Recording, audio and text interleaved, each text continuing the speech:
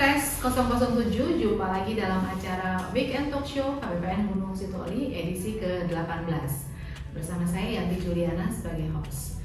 Nah, di kesempatan kali ini kita mau ngomongin tentang maksud saya kita ini gabung dengan ada satu inovasi KPPN Gunung Sitoli namanya Ayo Ngopi. Ayo Ngopi tapi nggak ada kopinya ya. Karena Ayo Ngopi singkatan dari Ayo Ngobrolin Perkara Korupsi. Nah, ini udah paling cocok nih saya kedatangan teman diskusi ya di sore hari ini, Bu Peggy Siahaan ya, sebagai pengawal anti korupsi kayaknya semua nih. Kepatuhan internal ya. Bu Peggy Siahaan ini di KPPN Gunung Sitoli sebagai kepatuhan internal ya. Jadi sore hari ini kita mau ngobrol-ngobrol nih tentang perkara korupsi. Ya, saya baru searching nih Bu Peggy ya. Iya, Bu ya. Di Indonesia katanya peringkat ke 30 berapa tahun 2023 tadi ya? Peringkat ke 38. Skor 34. Skor 34 memiliki tahun 2023 Indonesia ya ada 180 negara yang diukur dari 0 sangat korup hingga 100 sangat bersih. Indonesia skornya 3. Rendah banget ya Bu ya. 34 tuh berarti rendah ya. Wow, luar biasa. Jadi ini tapi 2023. Kira-kira tahun 2024 gimana nih? Melihat banyaknya tangkap tangan di televisi ya kita lihat ya Bu ya, kayaknya masih sih. Kayaknya masih belum bisa naik ini ya. Masih belum bisa di angka 50-an ke atas kayaknya masih agak berat ya. Menurut saya sih. Kalau kita tentang korupsi kan ada yang masalah yang mungkin kecil-kecil ya, ada yang mulai dari korupsi waktu, ada yang yang mungkin tidak terlalu signifikan. Saya ini nih, kalau korupsi kan kita kalau di pemerintah ini kalau kita nerima gratifikasi ya itu termasuk korupsi ya. Kalau kita nerima suap ya korupsi ya. Terus kalau kita nerima supaya orang menang tender ya, kalau ada pengadaan di kantor korupsi ya. Kalau perusahaan itu korupsi juga nggak? Kalau saya misalnya saya punya perusahaan sendiri, saya bukan bekerja di kantor pemerintah, itu korupsi juga namanya? Korupsi dalam hal ini kita kan korupsi ada undang-undang tersendiri ya, undang-undang korupsinya jadi di mana dinyatakan korupsi apabila adanya kerugian negara, kerugian material gitu ya dari negara, dan pelakunya adalah penyelenggara negara itu tersendiri gitu. Nah di swasta sendiri sebenarnya sudah menerapkan prinsip seperti itu pastilah ya di kepatuhan internal. Cuman untuk kasus-kasus yang menerima suap dan lain-lain itu ada undang-undang umum namanya KUHP pidana, jadi itu bisa masuk kegelapan, pencurian, penyuapan juga ada gitu. Tapi ketika ada salah satu bentuk kong kali transaksi yang merugikan negara itu pejabat negara, maka sudah dipastikan itu adalah tindakan korupsi. Oh gitu. Kalau misalnya antara perusahaan dengan negara itu berarti korupsi gitu ya. Jadi yang namanya korupsi itu berarti ada hubungannya dengan negara ya? Iya, kerugian negara. Jadi kalau menyebabkan kerugian negara, gitu ya. Berarti kira-kira ya apa aja tuh alat pemerintah supaya korupsi kita tuh pegawai bisa terjaga supaya tidak melakukan tindakan korupsi? Kira-kira apa aja tuh? Iya, di Kementerian Keuangan khususnya Bu ya, kita di Direktorat Jenderal Pembenaran, di kami selaku kepatuhan internal melakukan pemantauan sih Bu. Jadi kita ada tugasnya itu sebagai unit pengendali gratifikasi namanya. Jadi kita ini salah satu unit yang menjaga bagaimana seluruh PNS, seluruh insan perbendaraan gitu ya, khususnya di Kabupaten Gunung Sitoli tetap dalam koridor hukum, koridor pekerjaan, misalnya kode etik dan kode perilaku gitu ya. Dan selain itu kita juga memantau titik-titik di mana proses bisnis KPPN yang sekiranya kemungkinan terjadinya tindak rawan gratifikasi. Dan ini kita pantau setiap bulan gitu ya. Proses bisnis kita banyak ya Bu ya, ada CSO, kita juga memproses SPM-nya transfer ke daerah. Terus banyak gitu ya. Iya, kita sebagai satker juga kan mengadakan perjanjian barang dan jasa ya ke pihak vendor. Yang di internal ya. Iya, terus kita juga punya KKP gitu ya, penyalahgunaan KKP itu oleh pejabat pemerintah. Jadi untuk kepentingan pribadi gitu maksudnya. Iya, dan banyak sekali ya, jadi itu kita pantau setiap bulan.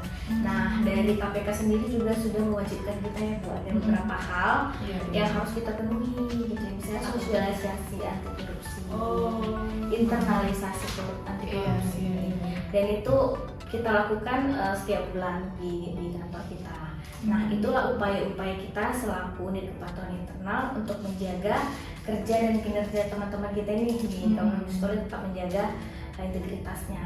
Gitu. Dijagain gitu ya. Iya. Jadi Bu Peggy dan tim ini mengawasi lah ya, selain memberi rambu-rambu ya, sambil memberikan edukasi juga mungkin ya, mengingatkan. Iya. Gitu. Dan kita juga ada kotak pengaduan ya Bu ya. Jadi ketika masyarakat umum datang ke kantor juga kita pasang banner yang gede itu di depan Bu. Apabila masyarakat umum ataupun satker yang datang ke KPPN apabila melihat kita ini dalam transaksi ataupun pekerjaan pelayanan kita ke masyarakat ada dugaan korupsi ataupun gratifikasi boleh melapor. Jadi kita pasang di depan ya Bu. Jadi kita nggak tutup-tutupi. Ada aplikasi Bu atau kita untuk boleh. Itu yang internal ya? Iya. Ada juga dari WISE, ada aplikasi dari Kementerian Keuangan. Ada si Pandu juga. Iya, si Pandu lapor. Pandu Dirjen Perbendaharaan ya. Dan kabar baiknya Bu di tahun ini dan tahun sebelumnya juga sih belum ada. Tidak ada ya. Tidak ada satupun pengaduan yang masuk melalui aplikasi kita ataupun tempat pengaduan kita, aplikasi pengaduan kita. Kalau LHKPN, itu setiap tahun wajib ya? Setahun sekali. Itu gunanya apa itu untuk dalam kaitannya dengan korupsi itu apa itu? Itu mengidentifikasi sih Bu, bagaimana setiap pegawai, pejabat pegawai itu kita melihat kondisi keuangannya saat itu, gitu kan. Jadi kita bisa melihat nih kepala kantor ketika melaporkan laporan hasil kekayaan kan dia menginput gaji setahun, gitu kan, tunjangannya ataupun honor yang diterimanya, semua pemasukannya lah ya. Juga mencatat aset yang dimilikinya. Apapun itu, aset bergerak, aset tidak bergerak, gitu ya. Deposito sekalipun, uang kas, tarakas juga. Jadi semuanya harus dilaporkan ya. Nah, kita di kepatuhan internal ini, Tuki ini, setiap mereka menyampaikan KPK sekali setahun. Nah, setelah itu kami mengidentifikasi satu-satu pegawai. Biasanya sampling sih Bu, cuman karena kita pegawai juga sedikit, jadi ya udah sekali semua. Nah, bisa kita lihat sih Bu, apabila aset yang dimiliki ini ada anomali dengan pendapatannya itu terlalu jomplang. Nggak cocok. Ya, cuman kan ada namanya kita konfirmasi juga gitu kan, apakah itu dari warisan, dari hibah gitu ya. Tapi ketika semuanya pembelian diri sendiri gitu kan, kita bisa langsung konfrontasi gitu, ini kenapa bisa ada dari mana ya. Nah, kita beritahuan kepada pegawainya kalau misalnya jelas balasannya ya nggak apa-apa, sebenarnya clear gitu kan, ada penjelasannya. Nah, kalau tidak ada mungkin kita akan tidak lanjuti. Karena namanya pegawai negeri, semua penghasilannya orang semua tahu ya. Ada daftar gaji, ada tunjangan pun ada tabelnya. Jadi nggak mungkin di luar dari itu. Kalau ada honor-honor pun ada catatannya ya. Tapi kalau harta yang dia mau beli atau kapan dia beli kan kita tidak tahu, makanya harus dicatat. Tapi mungkin nggak kalau misalnya nggak dicatat, kalau ada yang dia punya tapi dia nggak, supaya menutupi kecurigaan, dia nggak catat, itu gimana tuh? Sebenarnya di ketentuan LHKPN itu wajib mencatat semua sih. Berarti ada sanksinya untuk? Iya, apabila diketahui ada harta yang belum dicatat, ada sanksi, kena sanksi. bisa Iya. kena kode perilaku, kode etik juga. Iya, saya kan istilah APM itu juga termasuk harta yang dimiliki pasangan ya kalau kita. Iya, kalau kita dan ada kriterianya bahkan ketika pasangan kita itu pegawai negeri Iya. harus disertakan NIP-nya ya, NIP-nya agar bisa ditelusuri gitu. Iya, Ketika iya, dia iya. memang pegawai wira swasta, Mhm. pasti ada perusahaannya kan. Iya, Nah, iya. dia juga harus mendaftarkan, mencatat ya nama perusahaannya. Jadi agar bisa ditelusuri gitu. Tadi kalau ada indikasi terlalu besar, kalau terlalu sedikit ada ininya nggak? Kira-kira intervensinya apa itu ya? Ya, uangnya ternyata harganya sedikit jadi gimana apa atau nanti ada usulan dinaikkan aja nih guys. Nggak ada ya? Kalau itu Gue jalan-jalan nih. kalau itu mungkin karena pola konsumsi ya. Bisa jadi. Kan di situ tuh gak mencatat biaya pengeluaran ya. Oh iya iya. Pengeluaran harian, pengeluaran rutin, pengeluaran pembayaran pajak dan pelepasan harta gitu. Misalnya di tahun kemarin dia melepaskan harta untuk keluarganya kita ya, atau masalah pribadi, dan itu harus dicatat juga pelepasan harta itu. Bukan cuma pembelian tapi Iya. pelepasan pun harus Nilai dicatat. pada saat pelepasan harta juga harus dicantumkan. Jadi ketahuan dong alirannya ya, Betul. masuk sama keluarnya itu ya. Kalau nggak masuk akal itulah yang mungkin jalan-jalan ya. Maksudnya di apa Iya, iya. kalau teridentifikasi tidak wajar aliran masuk keluarnya Kita tidak itu nanti lanjut, tidak ya. lanjutin gitu ya. Oh, tadi masalah tentang gaya hidup nih, gaya hidup ya. Kalau tadi kan gaji banyak misalnya tapi harta kurang, berarti kan pola konsumsi. Nah Iya. ini ada pengaruhnya juga nggak ke tindakan koruptif gitu? Sedikit banyak ya Bu ya. Saya tidak bilang juga tidak, tetapi juga tidak bisa bilang iya gitu kan. Karena memang kita nggak tahu juga kebutuhan masing-masing orang gitu ya. Cuman kalau memang budayanya konsumtif ya kemungkinan besar sih iya gitu ya. Nah makanya itu kita di kepatuhan internal juga ada namanya monitoring Bu. Monitoring sampai ke media sosial pegawai. Gitu. Iya. Kementerian Keuangan. Iya, Kementerian Keuangan. gitu. Jadi kami Stuki di tingkat Kabupaten Story memantau bukan hanya media sosial pegawainya, tapi juga pasangannya.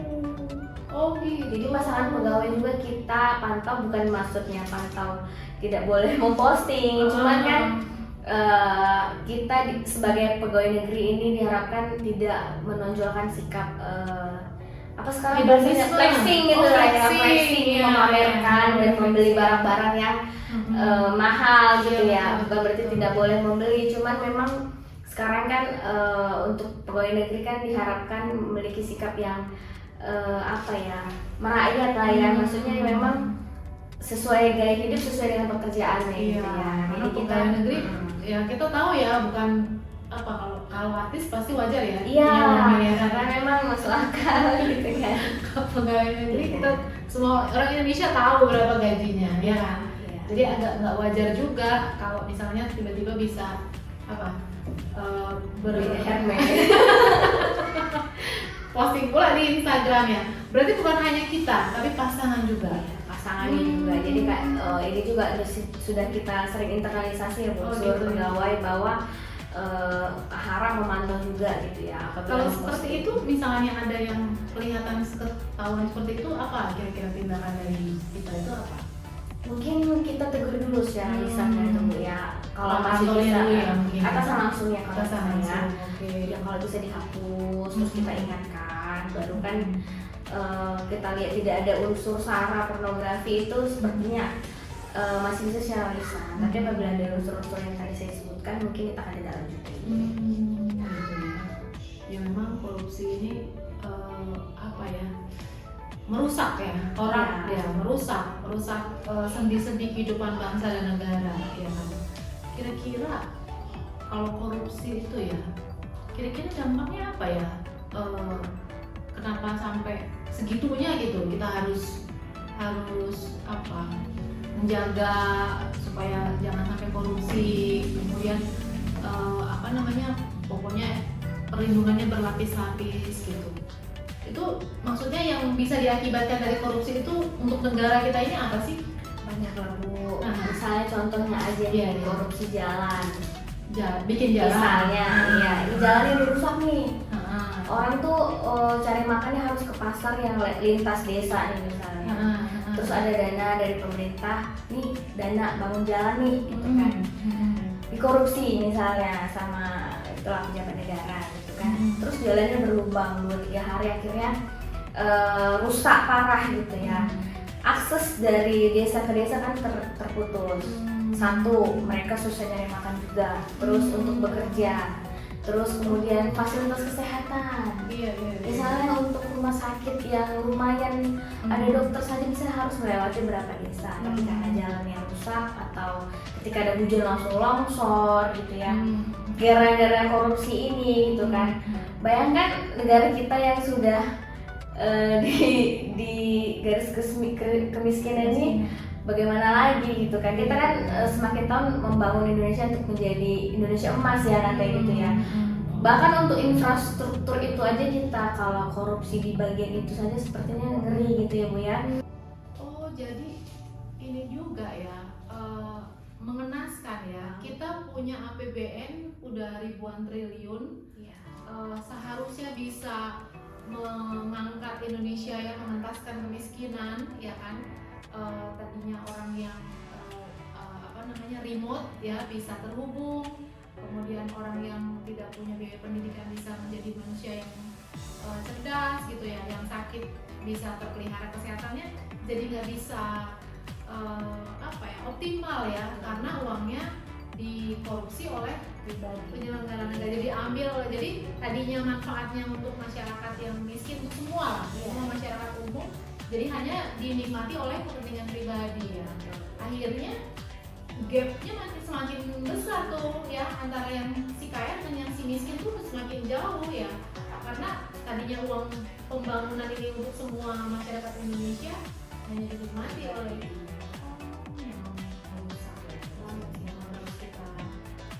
berantas sampai akar-akarnya gitu ya. Dan itu sudah Jadi dimulai dari diri kita sendiri ya. Iya, kadang saya suka begini, kalau cuma saya aja, terus apa dampaknya sama yang lain? Kalau yang lain korupsi, gimana tuh Pek maksudnya? Kalau kita maksudnya kita apatis ya, cuma saya aja yang menjaga integritas, yang lainnya ngambil, mereka kaya saya enggak. Gimana kira-kira kayak gitu untuk menyemangati orang-orang yang kayak gitu ya?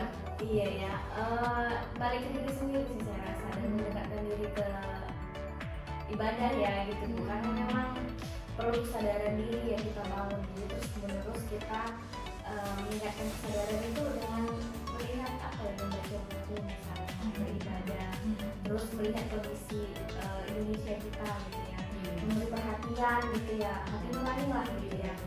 Kalau nggak dari kita, orang nggak akan berdampak. Jadi kita itu sebagai apa ya, yang dan melihat menjadi contoh bagi sekitar, menyebarkan virus-virus integritas itu gitu. Virus integritas. Virus integritas saya jadi ingat nih tugas KPPN Gunung Sitoli ya. Jadi KPPN Gunung Sitoli kan kita kan udah jadi IWBK sejak 2021. Nah ternyata baru kita ya, instansi pemerintah yang jadi IWBK. Ya sebenarnya beban kita yang berat, ya kan. Di sini kita punya 69 satker pemerintah pusat ya.